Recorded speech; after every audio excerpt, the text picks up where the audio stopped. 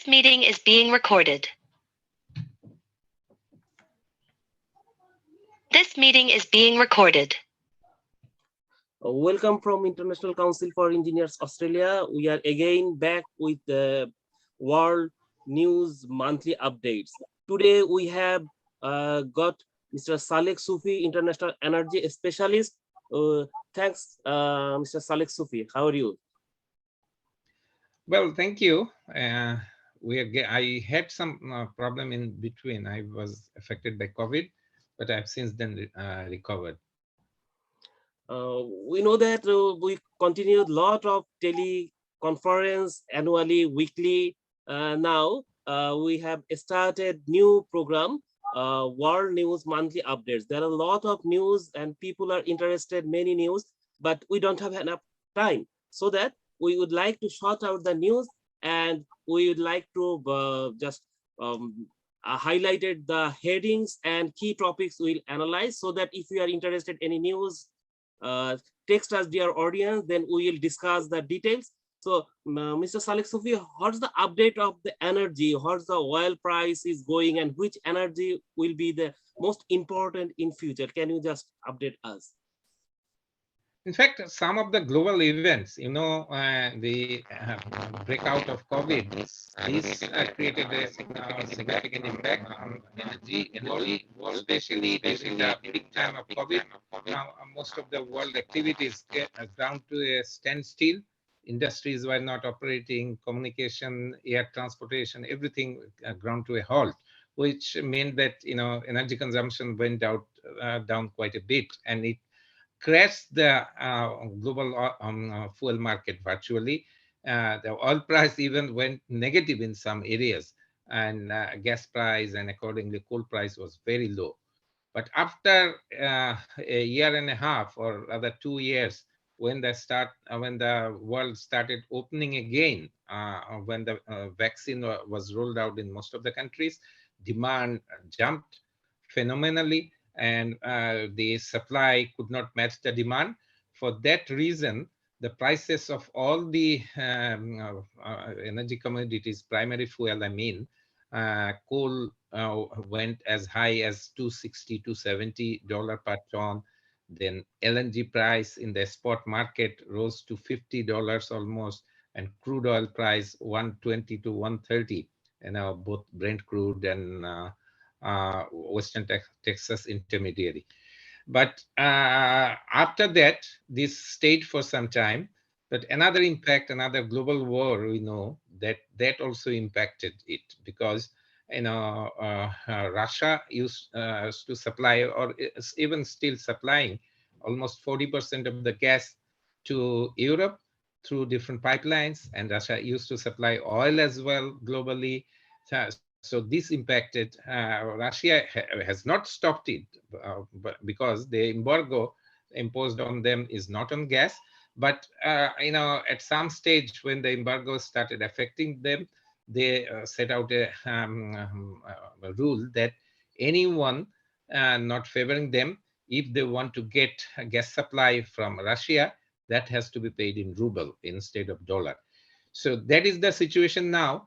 But since it has impacted some way, Hungary and Bulgaria, they are not getting gas supply through that pipeline, and in one pipeline running through Ukraine to Europe has been stopped as an impact of the war.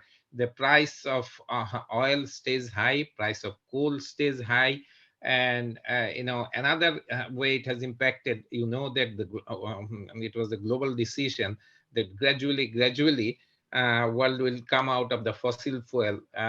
Coal will be phased out, gas will be there for the interim period. So that situation has changed, because neither Germany nor France nor UK or other countries are in a position to replace the Russian gas at this moment, because other sources from Qatar, from Australia, from Norway, and mostly from US, they cannot replace them. That is the situation. It is staying high, and it will stay high for about 2 to 3 years. It will mostly affect the developing economy, because Many of the developed countries, they have strategic reserve, but they have money. The main problem with developing country will be, even if they have money, they may not compete with the major countries which have higher demands, like China, like Japan, like India. Whatever gas or oil will be available from the major suppliers, this will rather move to Europe, especially in the upcoming winter. There may be crisis. We in Australia, we have got what should I say? We have got bitter experience and good experience as well, because Australian companies, because of their higher price of oil and LNG, especially LNG and coal, they have benefited from the export. But at the same time, because Australia has to import oil, you may be seeing that the price of fuel, automotive fuel, has gone higher. This is the situation. Everybody has to be careful. And another problem is dollar.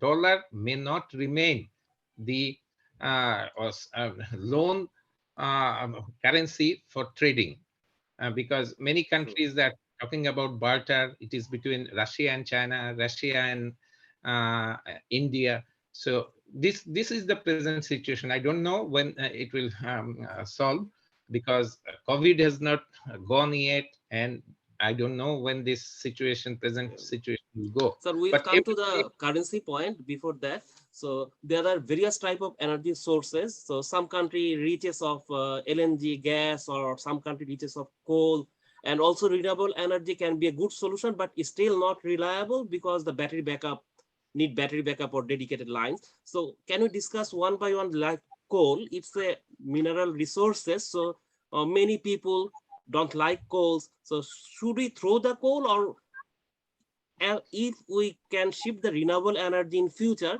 we should use that coal quickly, because it's also a valuable asset? Or should we throw that, or don't use coal?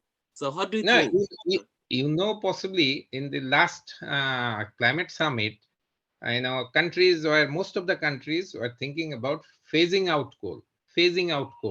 But two of the major users, China and India, China told that they cannot phase out coal before 2060, and India told 2070. So that was a compromise. Instead of phase out, it was phase Yeah, down. right. But that was before the present situation. Yeah. But what happened immediately after that? Some countries, especially European countries, UK, Germany, then Poland, France, they started shutting down their coal power plants. And they were mostly relying on wind and solar. But wind and solar, there was, unfortunately, last winter in Europe was very bitter. Some of the wind turbine was not working. There was a big crisis. And after this crisis came this war. So at this moment, some of them are thinking to go back to coal. And as you know, of the fuel resources, world has abundance of coal. 70 countries are very rich in coal resource. These are cheaper. At the same time, many countries are doing research on clean coal technology, carbon sequestration, to bring down the emission to such level. I believe the agreement, more or less, which was to phase out coal, it will slow down a little bit. And in the meantime, the renewable energy sources like solar and other things, and also the battery technology, will improve a lot.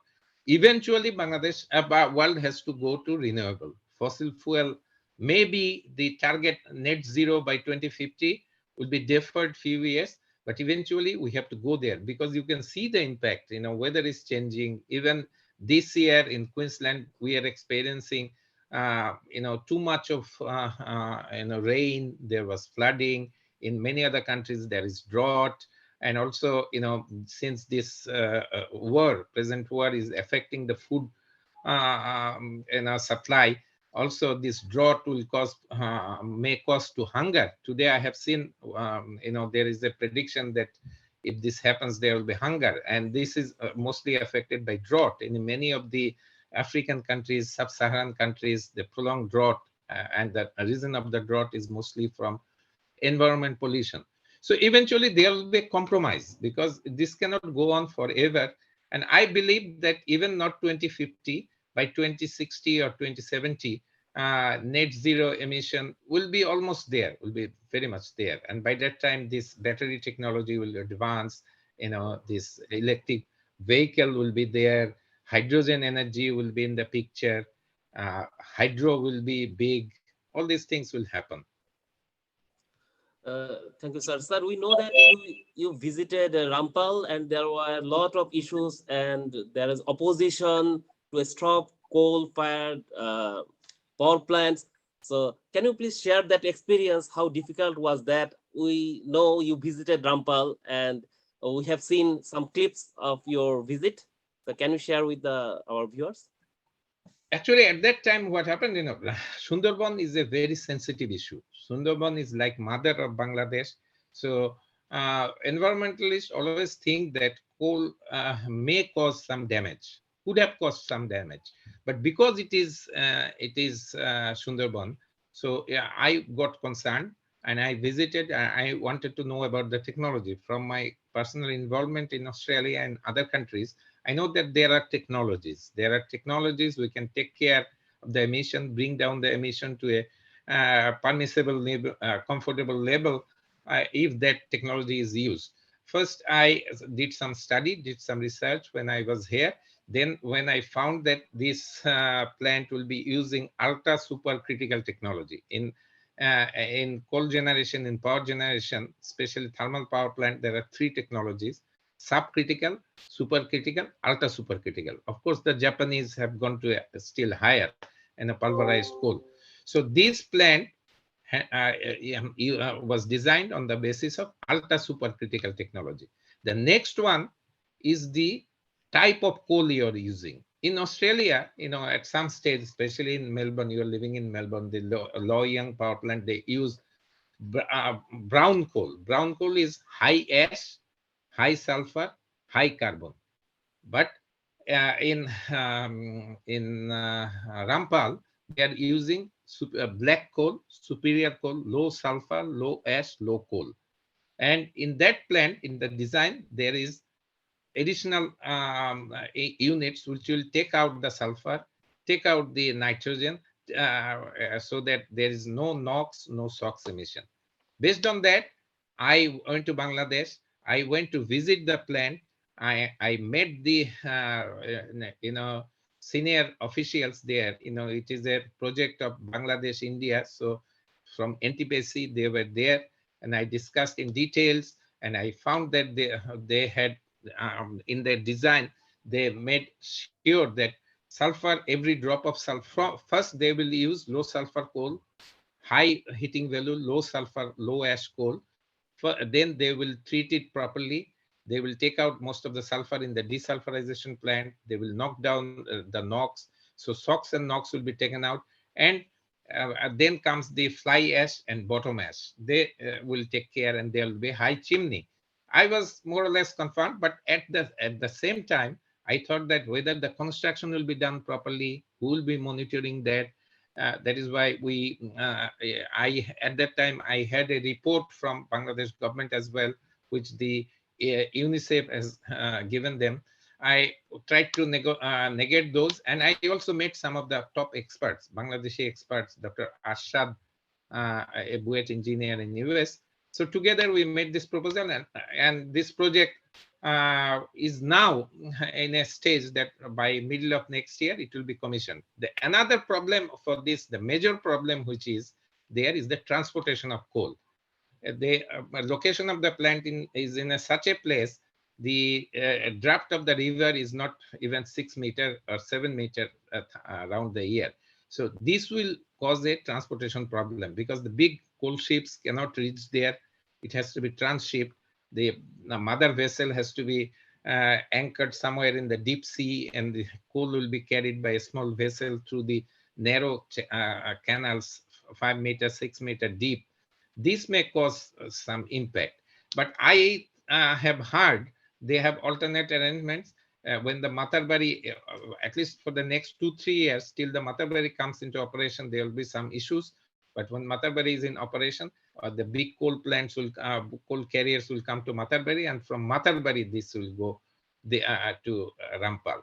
And in the meantime, all the concerns of especially our Bangladeshi friends has been taken care of, and that another similar power plant has been commissioned and being operated for the last 2 years at Paira. And I will request if any of the Bangladeshi friends are watching this, please visit Paira. Please go and see whether you can see the impacts. You can measure it for yourself. There is hardly any emission going there, and there is no issues at all. This plant is producing up to 1,100 megawatt per day now. And after December, when the power transmission line across the Jamuna Podda bridge is built, this will operate at 1230 megawatt, the full capacity. So that is my point. But still, we have to be very, very careful. Bangladesh cannot have. We need coal. We need coal-fired power plant, but Bangladesh cannot have 8, 10 such big plants, because whatever happens, there cannot be zero emission. There will be some emission when we have too many coal plants, and this may affect. That is why government has also suspended operation of 7 projects, coal projects they thought earlier. Thank you, sir.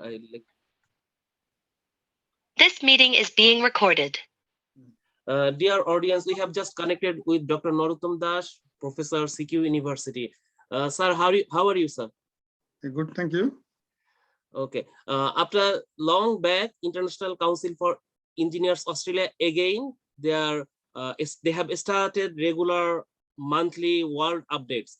So we'd like to interested to know about the recent situation about education. What's the post-COVID impact in international students? Can you please describe or inform the audience, please? Okay, thank you very much.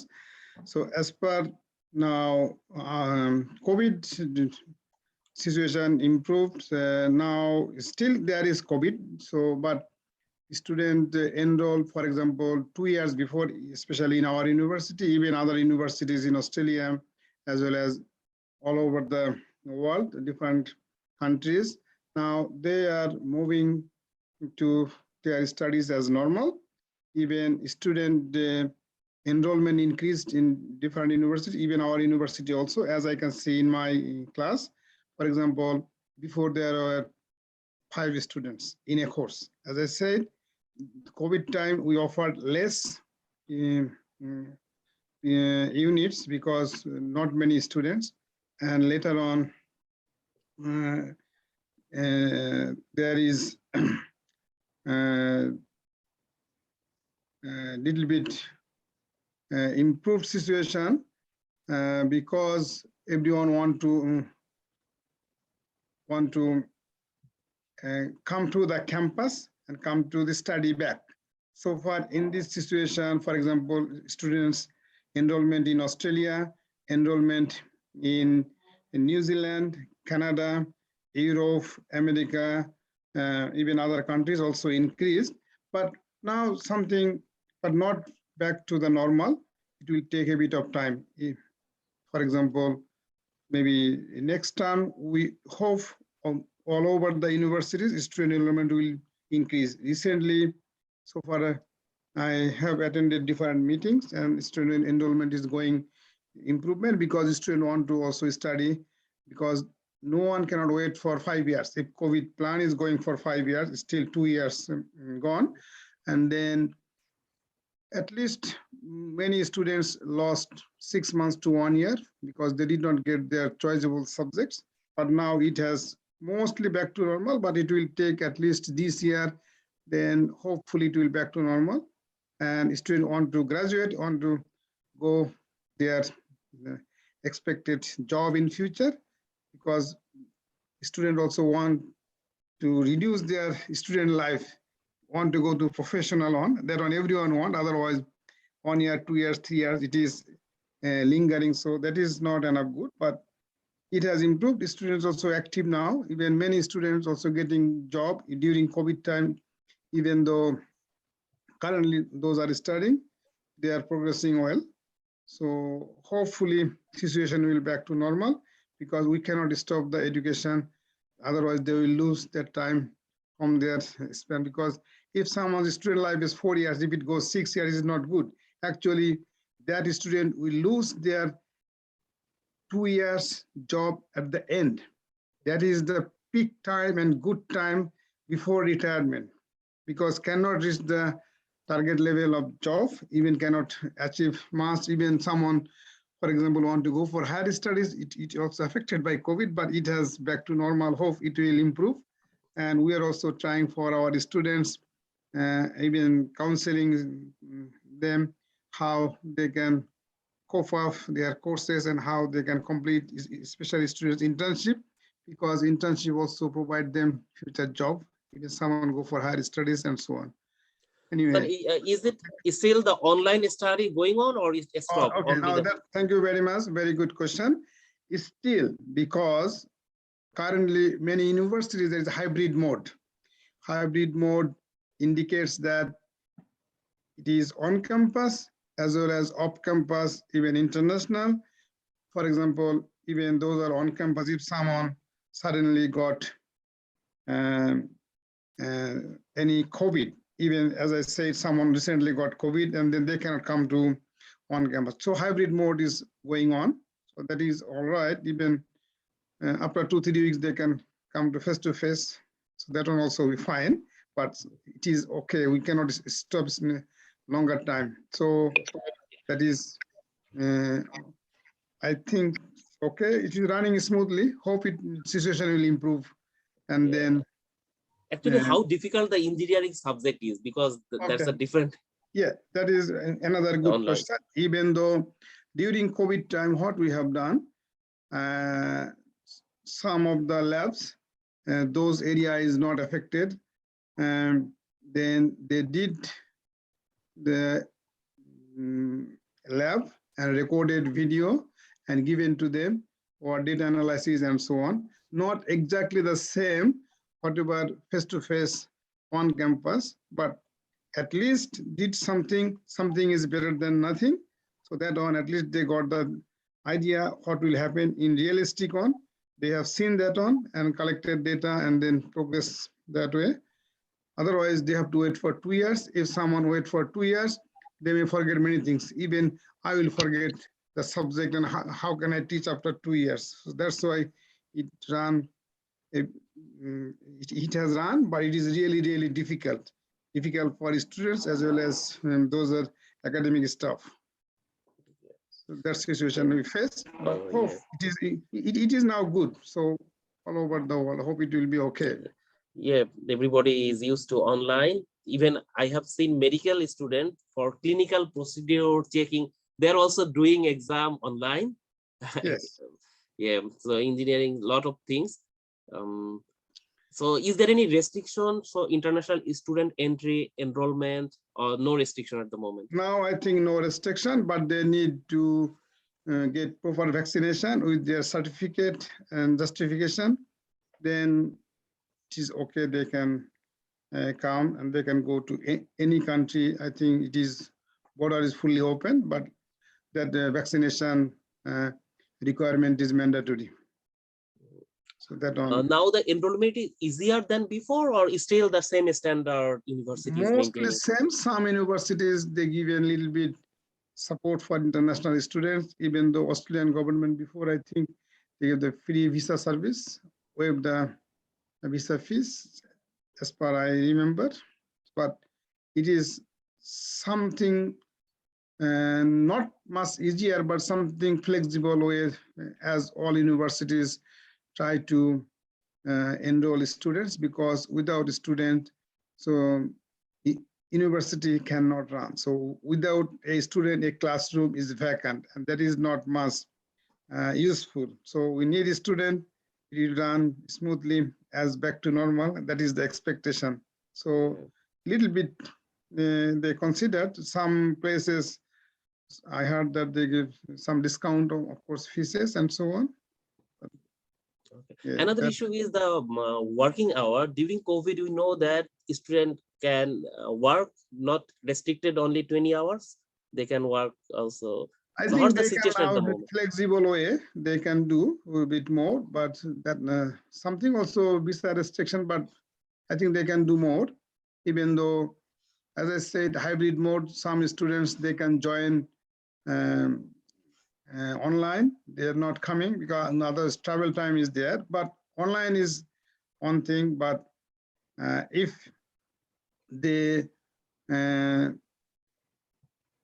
come to the university, the travel time on our coming, on our going. Sometimes they also prefer because they have job close to their home.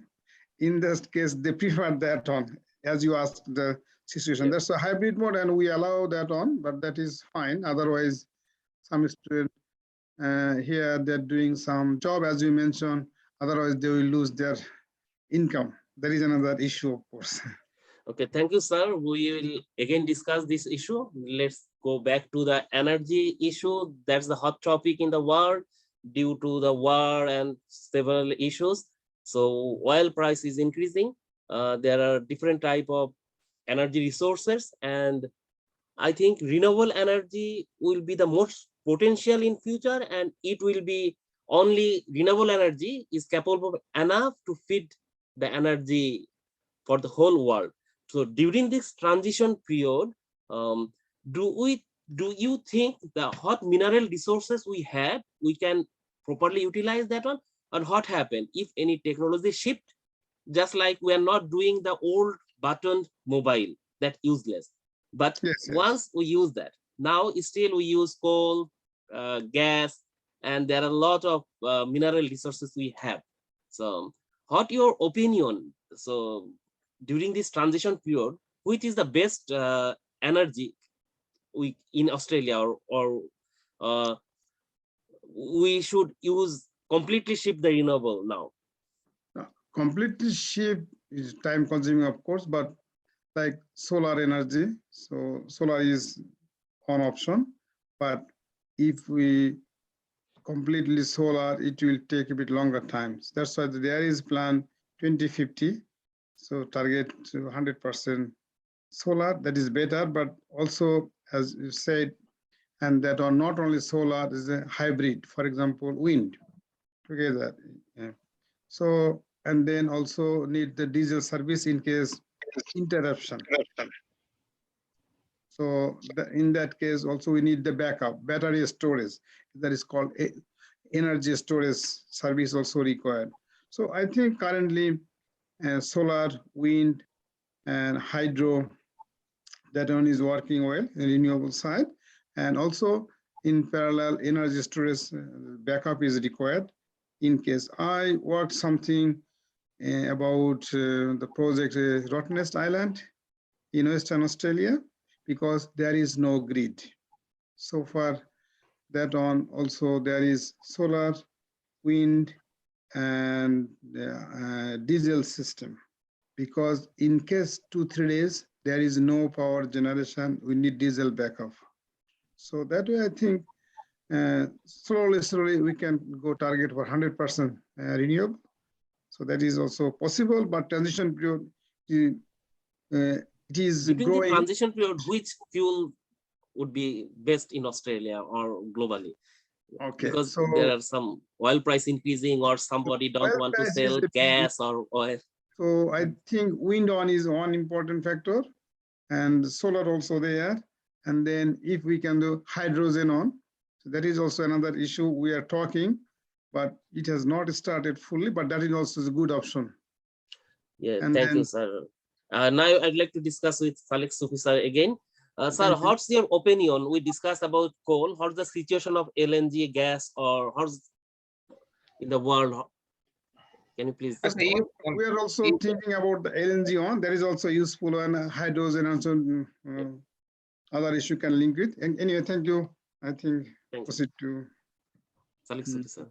yes, the way you have addressed, even in the last weather summit, it was decided that coal will be phased out, not phased down, phased out, ultimately to be replaced by renewable, as Northam has said, but renewable still has a lot of way to go because of the storage facilities, economic use. In the meantime, countries like Australia is a leader. They are doing a lot of research on hydrogen. But hydrogen, to become economically available, viable, which is definitely viable, it will also depend the source of hydrogen, where from which kind of energy we are using to produce hydrogen itself. Okay, it is from hydrolysis, but it will need energy. Whether we are again using coal or any other thing, that is being discussed.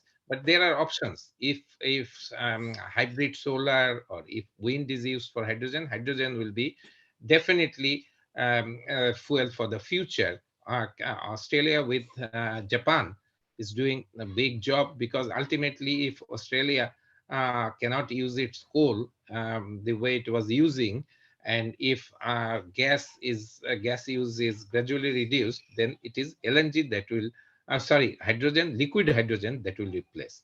Because liquid hydrogen you can carry in the same way like the LNG vessels, and hydrogen can also be added with the gas pipeline, because hydrogen molecule can be injected in a gas transmission pipeline as well. So hydrogen is the future, but until then, LNG will be used as a preferred intermediate fuel, preferred transition fuel. That is what is even in the present situation. Europe, for strategic reasons or geopolitical reasons, they're trying to get rid of Russian pipeline supply of gas, which is itself very difficult. Pipeline supply and LNG supply are not the same. Pipeline, you have definite pipeline, you are transporting it from one place to another. LNG, you have to process into LNG, you have to use a vessel, you will need some installations at the port of entry as well. So Europe is not yet ready for that. Only country in Europe which has got LNG infrastructure is Spain. Then again, Spain is not connected through pipeline to the rest of the Europe. So LNG will be okay. Maybe USA is in a very good position to supply LNG, because USA has shale gas. It has stepped up. But other countries are already, like Qatar, like Oman, even Australia. These countries are already committed, because many of the users like Japan, like China, like Korea, like Taiwan, these have using a kind of mechanism like future purchase. Next 10 years of LNG requirements, say some countries like Taiwan, they have booked with Qatar.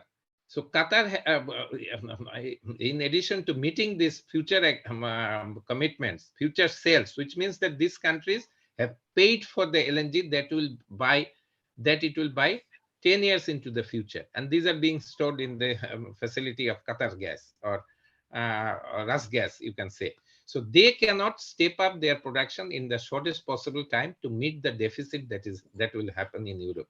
So next 3, 4, 5 years, maybe next 10 years, they will still use coal, and they are planning to restart in some countries in Europe, like France, like Germany. They will again regenerate their nuclear energy. Some of the coal plants would come into the being, but coming out from the coal, still the first option is gas, LNG, and the second option is third generation plus nuclear power plant. Here comes Australia. What Australia can do? Australia has got definitely many different options. Like a situation in Australia is very much suitable for wind and for solar, for hybrid solar, for hydro. But Australia is the highest, has the highest reserve of uranium. Australia has got thorium as well. But Australians are not yet thinking about nuclear power plant, but eventually it may change. World situation may change. But to answer your question point blank, I will say LNG and gas will be the interim fuel for choice, because gas-fired power plant can be started and shut down very quickly, instantaneously, whereas any nuclear plant or any coal-fired power plant itself takes 3 to 4 days to start. A nuclear power plant once started cannot be stopped. That is another challenge. So to tell you point blank, it is LNG and gas which will be the preferred fuel. Sir, I would like to discuss about petrol and diesel. We know that we import Australia and most of the country, they imported that oil, and this price is going higher and no control.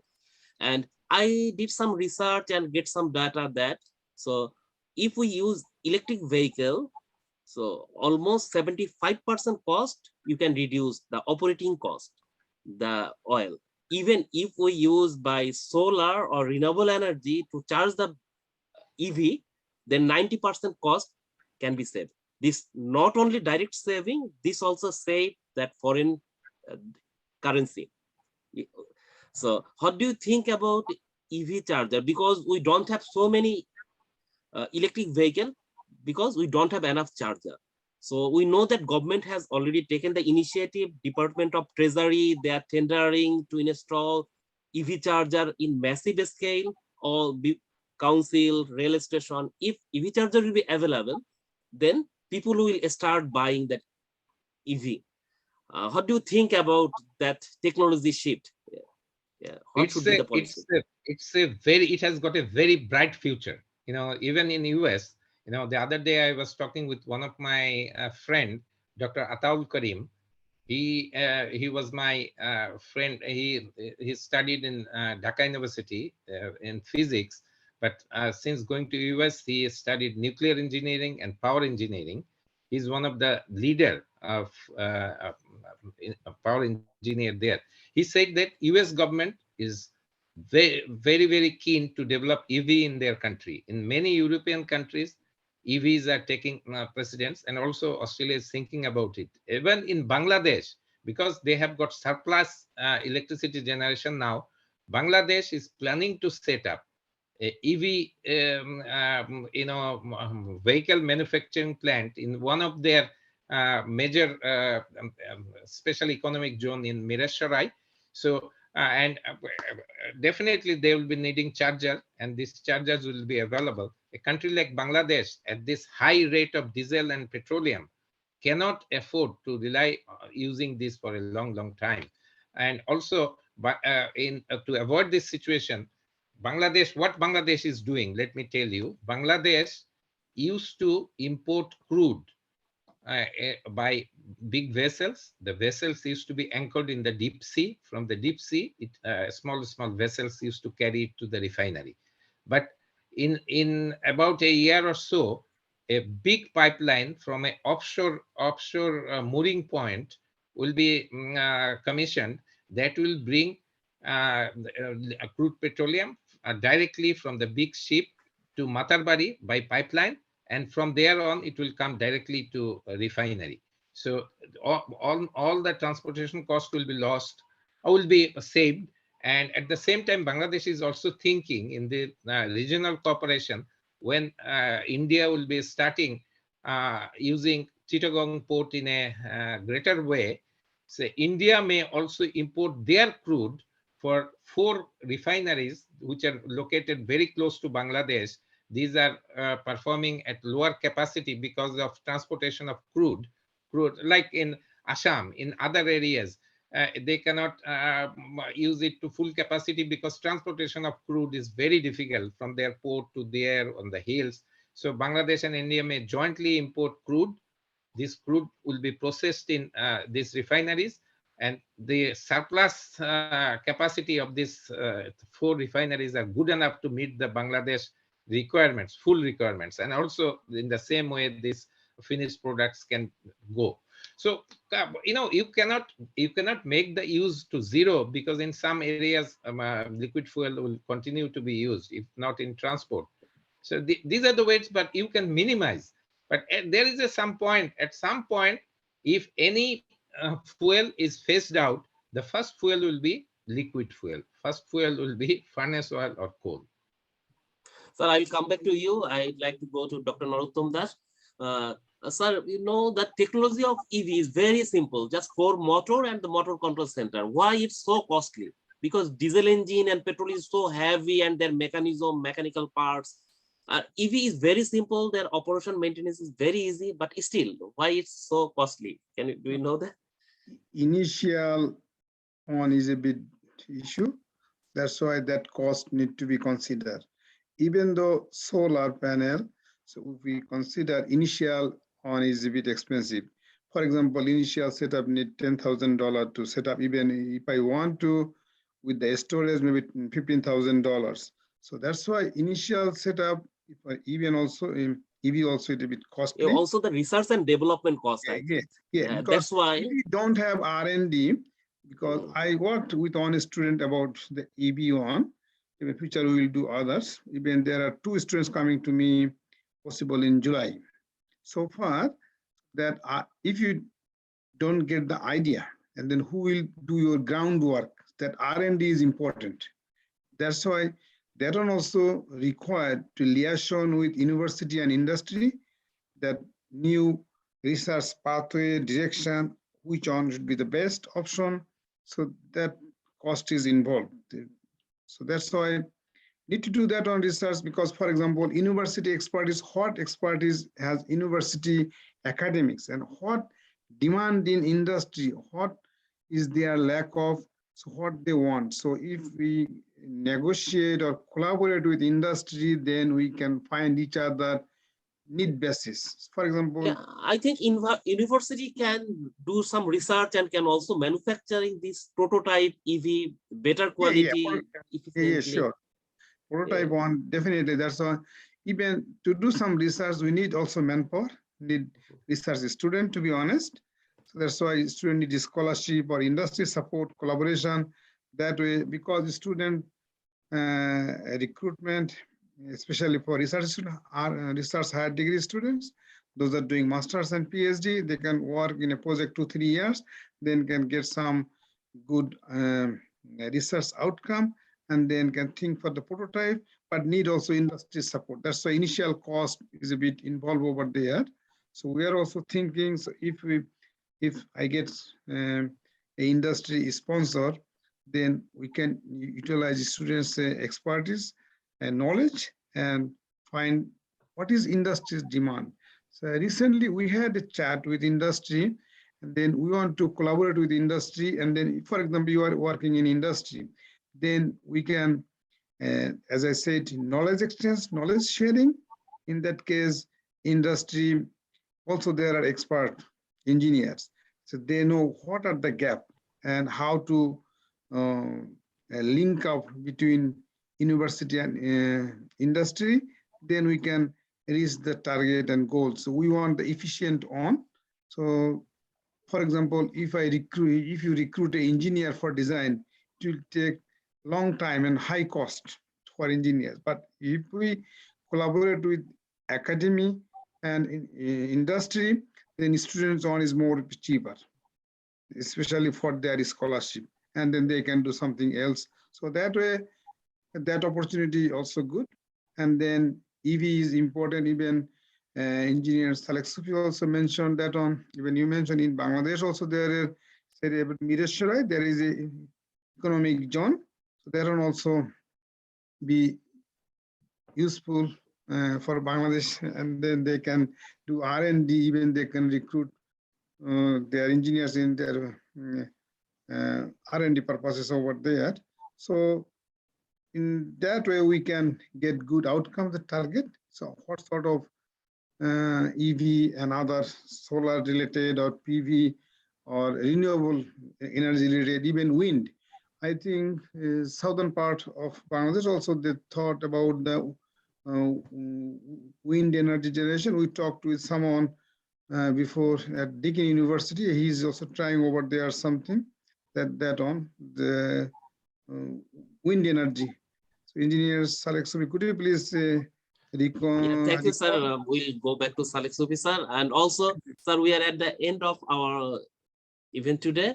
And I would like to request you discuss that one and also tell us some hot topic of the world, a few hot topic, because we know you regularly watch news and read all newspapers, most of the newspapers. So please tell us the hot topics of the world few. Thank you.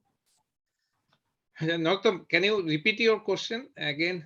Now, I ask you, someone working, he's at Deakin University. I had a chat with him once because he's doing something He's actually from business background, but he's doing some business plan in southern part of Bangladesh, especially for wind power. So I forgot his name. I have his contact, so that's why that one also is a good option. So he can also something contribute for this discussion and so on. So I forgot his name. That's why I'm asking. So Yeah, could yeah. you recall? Yeah, not possibly I know his name. Possibly he appeared with us, Yes, Mehdi. yes, He Yeah, appeared one with of us in one of the program, and yes. he That's was right. supposed to get a job in here also in Queensland University, but at the last moment he didn't come. Yes, Bangladesh has this area, this wind energy area is almost green. Nothing much has been done, especially we have got many isolated islands, many Yes, chores, small works are going on there, and also offshore wind. I know one Bangladeshi in possibly in Adelaide, he did some research on offshore wind. If we can avail this offshore wind, what happens now, we have almost Bangladesh in the Bay of Bengal. Actually, after we resolve these issues with Myanmar and India on yeah, site, almost the size of Bangladesh we have in the offshore. If we can secure this, and if offshore wind can be generated from using the offshore wind, if we can hydrolyze the seawater, we can generate hydrogen. This is a huge area. I will request you, if your universities or any universities can offer some kind of scholarships for the Bangladeshis, willing Bangladeshis, they can go back and do this research. And I know that Military Institute of Technology, Dhaka, missed. and Marine Academy, they have some students. They are doing undergrads. You can link on that. That will be a huge prospect. Because country like Bangladesh cannot afford to import expensive LNG or liquid fuel for a long time. They must replace this. Yeah, So this short is term. Okay. okay. This is one, and the next one is since Mehdi has asked, one of the very important topic as far as the Australian is concerned. One of their cricket icon. He's from my neighborhood in Townsville. Andrew Simons, one of the finest cricket all-rounder ever produced, and he has expired only a few days back. It was a car accident, and he was driving alone. He got killed, and he is regarded as one of the three best fielders ever produced, together with John T. Rhodes and Colin Bland. He is one of the finest fielder, and he was a brilliant batsman. He was the member of Australian cricket team that won World Cup twice. It is very unfortunate. He was only 46. He got killed. I take my hats off for Andrew Simons. He was a jolly good fella. I met him a couple of times, and I was hoping that in the ensuing World Cup, T20 World Cup, I'll meet him. And this is an addition to two other heroes, cricket heroes of Australia. Shane Warne, the legendary Shane Warne, he's from Victoria. He also expired, and Rodney Marsh also expired. Only last night, one Bangladeshi icon, Abdul Ghaffar Chaudhry. Abdul Ghaffar Chaudhry, the gentleman who used to read Chorom Potro from Shadin Bangla Betar Kendra during the Liberation War. The gentleman who has written the famous song, Amar Bhaiyer Rokta Rangano, 21 February. He has expired. These two are the leading news as far as I know over the last 3-4 days. And also during this month of May, a very famous Bangladeshi, Abdul Mal Abdul Muhit, the finance minister of Bangladesh, the gentleman who started mobilizing opinion for our liberation war from US. He was working in Pakistan embassy in US at the time. He also expired. I have all my regards. We have all my regards for their for their souls. Let them rest in peace. Apart from that, the most important news is what will happen to dollar, because dollar situation is getting critical because of this geopolitics. Other currencies world may even go back to barter. In the 2 centuries back, when goods and commodities used to be traded on barter basis, or mutual, say one country, X country is trading with Y country. X country's currency and Y country's currency may exchange, and trading may go on like this. This is a very hot topic. This is being discussed because world will definitely have to encounter massive inflation in the massive inflation, there may be economic crisis. These are the things happening, and many kind of news and counter news are coming. And the other important news is, during this regime of Australian government, during this, that federal election is going on, what I have found this morning, the unemployment level in Australia is at the lowest over the last decade. It has gone down to 4.3%. Many small jobs are being created, and many unemployed people have been employed during this time. It will be further improved, I believe. These are the things. And also, you have to think about the climate change. In many countries are experiencing drought. Many countries are too much. Even in Bangladesh, they say that it is now, sometimes it is 39, 40. It is feeling like 43, 42. That these are happening for the climate change. And this climate change, people have now realized this is not a fluke. This is happening for carbon emission. So world must come to a point and find out a solution how this can be resolved. And as far as I can see behind Norottom, the sea waves. That sea waves, from sea waves energy can be Yes. be That is generated. called Tidal sea. engineer Salek Sobi. This is wave energy. Yeah, Yeah, tidal wave energy energy. also. One In student. this point, I tell you, in 2014, when I used to be advisor of Afghan government, I was to a ministerial conference in Colombo, and our conference was at Taj Samudra Hotel, which is just in front of the Indian Ocean. When we were discussing various options, I told that Sri Lankan energy minister at that time that one of your option is wave energy, which you are not using. He said, "Oh, we have enough solar energy and other energy." And you see now what has happened in Sri Lanka, because they are not using this energy. They are in a big crisis. They went for big mega projects, coal projects and other projects. Now they are in a crisis. So we have to use every source of energy, every source, without disturbing. If we mine out coal, if we drill for gas, what happens? We are disturbing the natural balance. So after some time, this cause problem. But if we use the nature, if we use wind, if we use solar, if we use ocean waves, we are in a better position, and we can use the technology. This is going to happen. Otherwise, this world is one world. We should not destroy this one world. That is my concluding remarks. Thank you, sir. Finally, we'd like to request Narottam Das, sir, what's the latest hot news from your point of view this month?